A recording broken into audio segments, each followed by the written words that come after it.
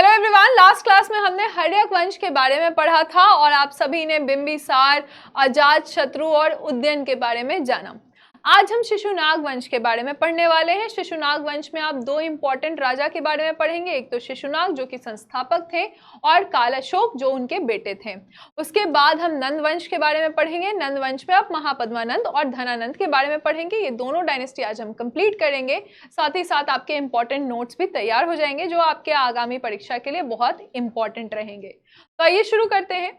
412 BC से लेकर यहाँ पे शुरुआत हो रही है 412 से लेकर 344 बीसी तक, 344 बीसी तक ये शिशुनाग वंश था। शिशुनाग वंश जो कि मगध में था, राइट। तो इसको आप याद रखेंगे।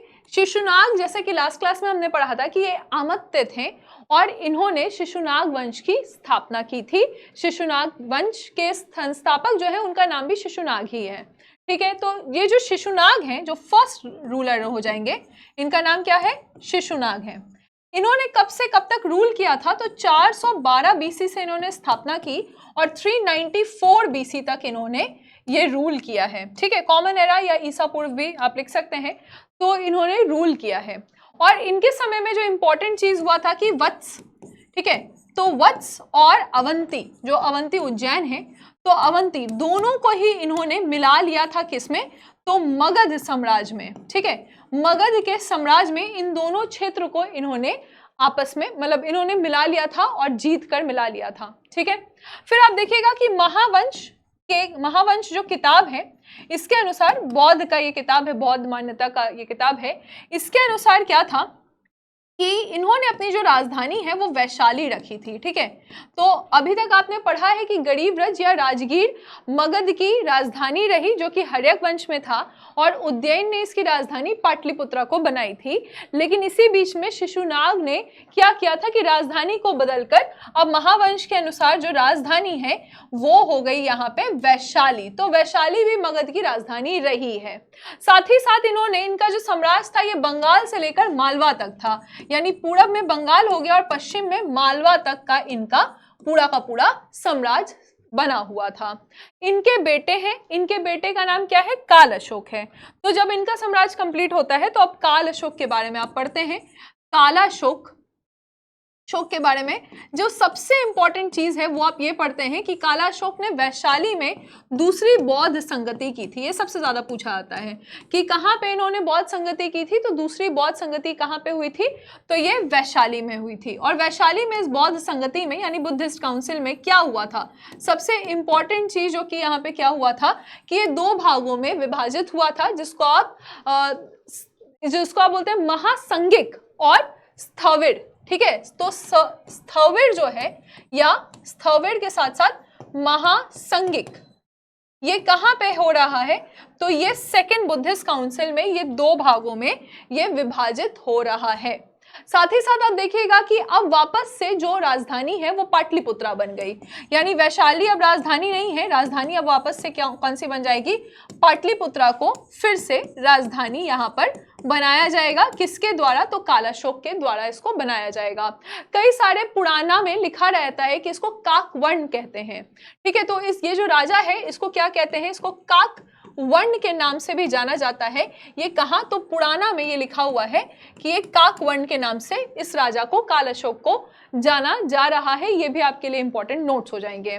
इन्होंने लगभग 28 वर्षों तक, ठीक है, तो इनका जो समय काल शुरू हो रहा है ये कब से कब तक? तो 394 से लेकर 366 तक है, ठीक है।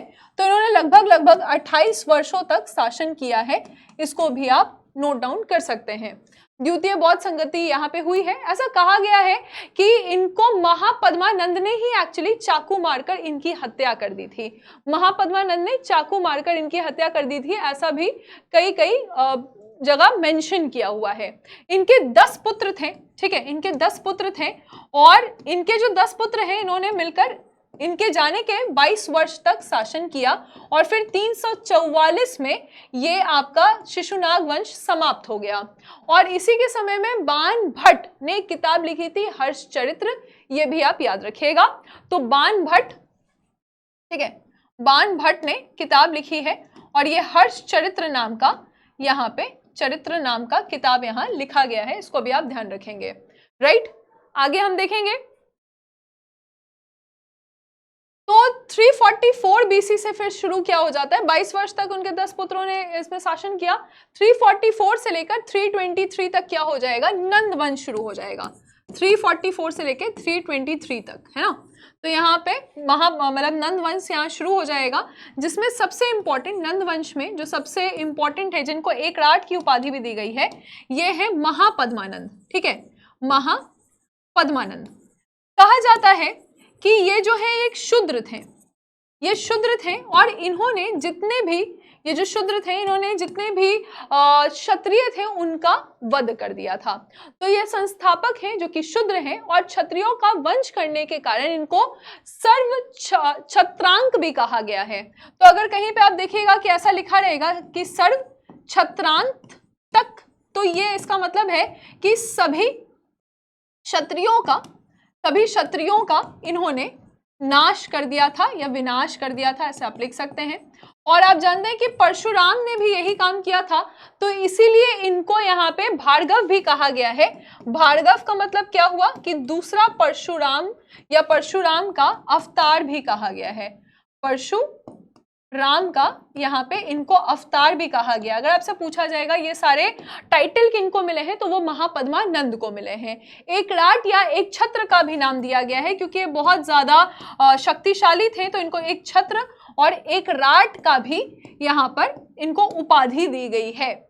राइट, इनके 8 पुत्र थे, जिसमें से एक पुत्र धनानंद था, और ये जो धनानंद है ये नंदों का अंतिम शासक था, है ना। तो आप देखिएगा लास्ट में क्या आप पढ़ते हैं, अब धनानंद के बारे में पढ़ते हैं, और धनानंद के बारे में हम क्या पढ़ते हैं कि ये नंद का अंतिम शासक था। नंद का अंतिम शासक था। इनकी जो जनता थी इनसे बहुत ज्यादा परेशान थी, और जनता जो है इन पर इन्होंने बहुत सारे जुर्म भी किए हुए थे, या फिर बोलते हैं कि इनको आरोपी माना जाता है कि इन्होंने जनता को असंतुष्ट रखा हुआ था। सिकंदर के समकालीन थे ये। ठीक है, तो ये क्वेश्चन पूछा गया है कि अगर पूछा जाएगा समकालीन कि किनके कॉन्टेम्पररी थे ये, तो सिकंदर यानी कि अलेक्जेंडर के ये कॉन्टेम्पररी थे। इन्हीं के दरबार में चाणक्य आते हैं, और चाणक्य कहाँ से आते हैं, तो चाणक्य जो है वो तक्षशिला से आते हैं।